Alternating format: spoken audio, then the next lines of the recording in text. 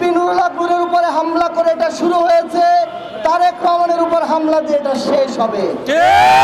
তারেক রহমান কেন দেশে আসেন না? 111-এর সময় এই সেনাবাহিনীর সদস্যরাই কিন্তু তারেক রহমানকে কিভাবে পিটিয়েছিল আপনারা নিশ্চয় জানেন। তারেক রহমান নিজেও এখন এই দেশে আসার জন্য নিরাপত্তা নিশ্চিত মনে করতে পারেন না, যার কারণে তিনি কিন্তু এখনো দেশে আসছেন না। অন্যান্য রাজনৈতিক দলের নেতাদেরকে বলবো, আজকে নুরুল হককে পিটিয়েছে, কালকে পরশু যে আপনাদেরকে পিটাবে না তার কিন্তু কোনো নিশ্চয়তা নাই। সুতরাং আপনাদেরকে ঐক্যবদ্ধ হতে হবে। নুরুল হকের উপর যারা হামলা করেছে তাদেরকে বিচারে মুখোমুখি করতে হবে। তাদেরকে বিচারে মুখোমুখি করতে না পারলে আপনাদের সবারই কিন্তু একই পরিণতি ভোগ করতে হবে। সবই রয়েছে, তাদেরকে কেন শোকজ করা হলো না, তাদেরকে কেন প্রত্যাহার করা না? তার মানে কি আপনারা মেসেজ দিতে চাচ্ছেন জাতীয় পার্টির বিরুদ্ধে যারা আন্দোলন করবে তাদের অবস্থান নুরুল হকের মতো হবে? আমাদের একজন বক্তা বলে গিয়েছেন তারেক রহমান কেন দেশে আসেন না। এই নুরুল হকের উপর এই হামলার ঘটনায় কিন্তু অনেকটা স্পষ্ট হয়ে গেছে।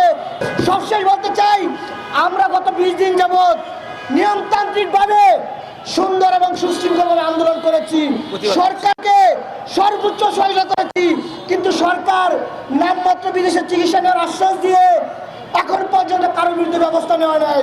আমরা আগামীকালকে পর্যন্ত দেখতে চাই, যদি সরকার দোষীদেরকে ব্যবস্থা না নেয় তাহলে আগামী সপ্তাহে আমরা কঠোর কর্মসূচি দিব।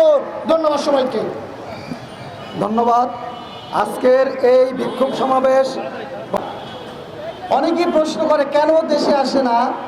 আপনারা যদি লক্ষ্য করেন বিপিনুর হকের উপরে হামলায় এটার প্রশ্ন কিন্তু উত্তর হয়ে যায়। বিপিনুর হকের উপরে হামলা করে এটা শুরু হয়েছে, তারেক রহমানের উপর হামলা দিয়ে এটা শেষ হবে। আপনারা মনে করেন বিপিনুর হকের উপরে হামলা একটা অ্যাক্সিডেন্ট? কখনোই না। বিপিনুর হকের উপর হামলার হওয়ার আগে তার কাছে মেসেজ এসেছে যে জাতীয় পার্টির উপর কোনো রকমের হামলা করা যাবে না, জাতীয় পার্টি নিষিদ্ধের বিষয়ে কথা বলা যাবে না, জাতীয় পার্টির বিষয়ে কোনো প্রশ্ন তোলা যাবে না। এই মেসেজটা দিয়েছে সেনাবাহিনীর এক ঊর্ধ্বতন কর্মকর্তা, যার নাম ব্রিগেডিয়ার শামস। আমরা আবারও বলি, তার বিষয়ে তদন্ত হওয়া উচিত। তিনি কেন জাতীয় পার্টির এই প্রেম দেখাচ্ছেন? আমরা পুরো সেনাবাহিনীকে দায়ভার দিতে চাই না, কিন্তু যেই সেনাবাহিনী হামলা করেছে এবং যারা নির্দেশ দিয়েছে তাদের অবশ্যই শাস্তির আওতায় নিয়ে আসতে হবে। এবং আমরা বলতে চাই, বিপিনুর হকের উপরে হামলাটাকে ছোটভাবে দেখার কোনো সুযোগ নাই। আপনারা দেখেন, এনসিপির আহ্বায়ক নাহিদ ইসলাম বলেছেন যে উপদেষ্টার ভিতর থেকেই উপদেষ্টাদের মাহফুজ তার হত্যার একটা চক্রান্ত হচ্ছে। তাহলে উপদেষ্টার ভিতরে এই যারা জুলাই যোদ্ধা, যারা জুলাই নায়ক, তাদের হত্যা করার পরিকল্পনা হচ্ছে। এটা কিন্তু স্পষ্ট। এই স্পষ্ট ধারণা নিয়ে এই উপদেষ্টাদের খুঁজে বের করতে হবে।